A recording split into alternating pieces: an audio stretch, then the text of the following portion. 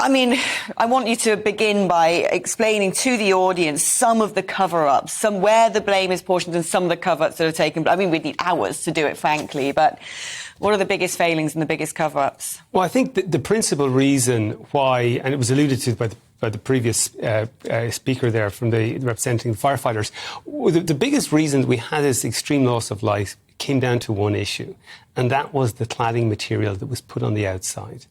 It shouldn't have been there.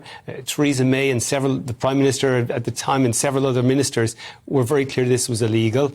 All the lawyers I've spoken to have looked at the issue, say that post-2006, when a specific fire test was introduced, this kind of material was no longer compliant with the regulations. Nonetheless, people put it on. It was put on to Grenfell. And basically what you were doing, just to understand, this is material that you've got aluminium, and inside it it's plastic, which of course comes from oil. So effectively what you've done is you've wrapped a tall building in oil. Now, obviously what's going to happen is it's going to go up in flames as soon as it gets heated. Everyone knew this.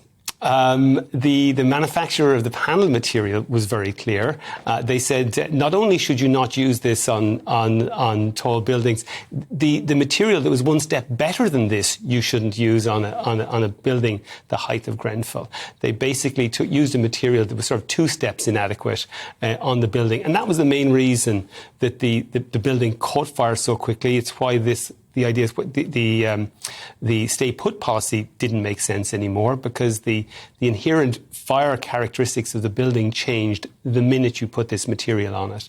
And it is amazing that it ever came to this, because it wasn't something. I've covered a lot of disasters, industrial disasters and other things.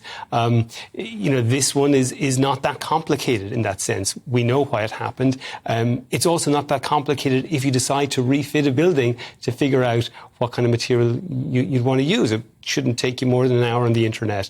It seems that nobody involved in this decided to spend that hour, and of course the money